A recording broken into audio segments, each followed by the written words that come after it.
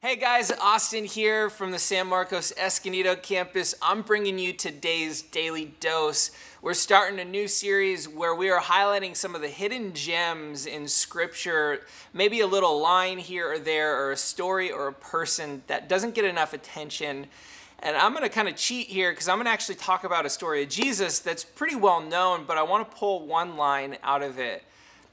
And it comes to my mind because this week I'm at Comic-Con. San Diego Comic-Con is one of the biggest conventions in the world.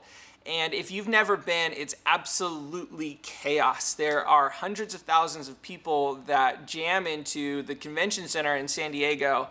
And you are just shoulder to shoulder, front to back with people. And it's kind of nasty. If you've ever been, you're like, yeah, I don't want to go there ever again. Or you're like, yeah, I love this.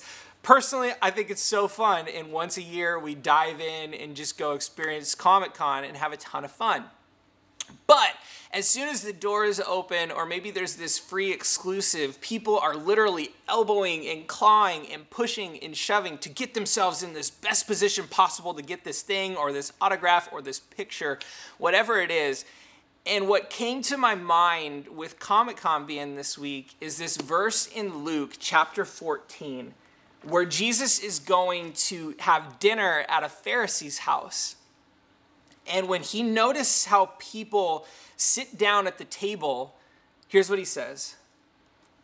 Luke 14, verse 7. When he noticed how the guests picked the places of honor at the table, he told them this parable. When someone invites you to a wedding feast, do not take the place of honor, for a person more distinguished than you may have been invited. If so, the host who invited both of you will come and say, give this man your seat. Then, humiliated, you have to take the least important seat. When you are invited, take the lowest place so that when your host comes, he will say to you, friend, move up to a better place. Then you will be honored in the presence of all your fellow guests. Verse 11 is where I want to highlight. He says, for everyone who exalts himself will be humbled, and he who humbles himself will be exalted. And you're going to find over and over in Scripture this idea of just humbling yourself. And for me, that's a hidden gem because that is something that I deal with every single day. No matter where I go, I take my pride and my confidence in myself with me.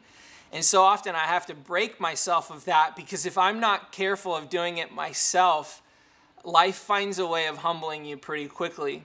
If it's not how your kid throws a fit in the store, it's maybe tripping and falling and embarrassing yourself in front of friends or whatever it is for you personally.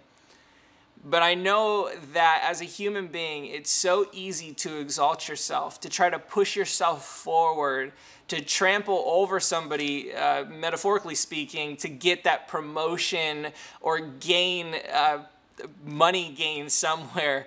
And you just look behind you and you don't realize that you've pushed aside so many different people. And over in Scripture, it says, for everyone who exalts himself will be humbled, and he who humbles himself will be exalted.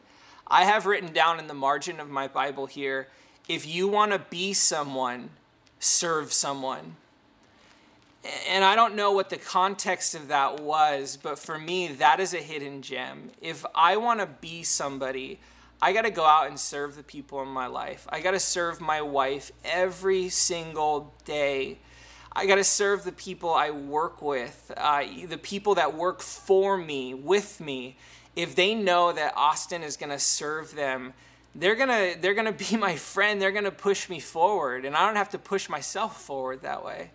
So for you going out today, if you want to be somebody at home, at work, at school, wherever you are today, if you want to be somebody, find somebody to serve.